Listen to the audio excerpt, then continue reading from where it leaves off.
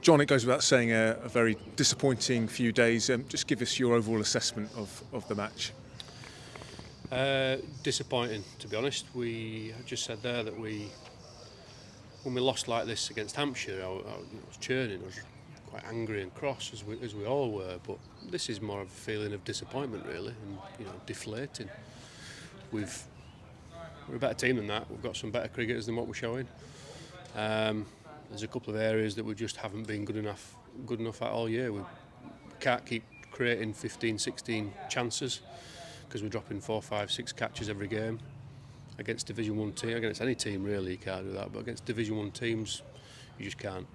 So the catching is a major issue for us. It has been in the last couple of games. So, is there a reason that you and the coaching staff have sort of identified for that, those failures with the bat? Is there something you're looking at in terms of can be done differently?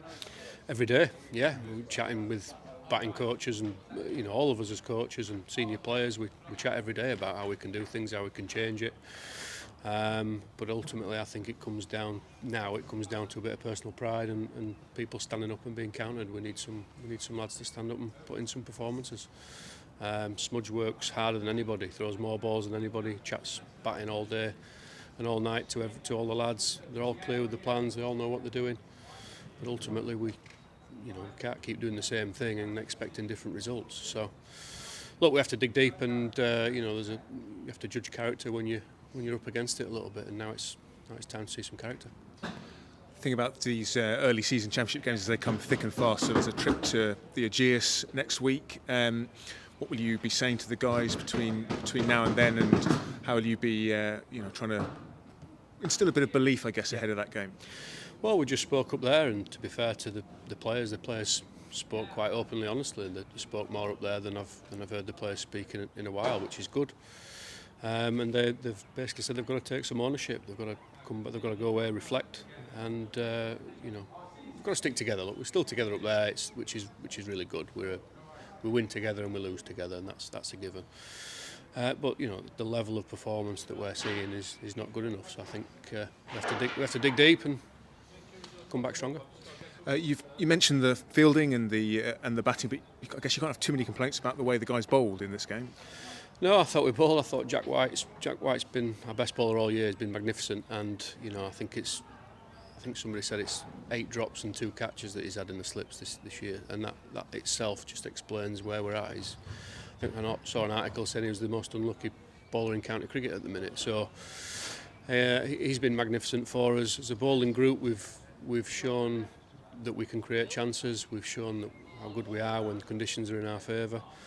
But again, we cannot keep dropping these catches because it just puts you behind the game. It gives them more belief. It means our bowlers have to bowl for longer. It means that they're more tired.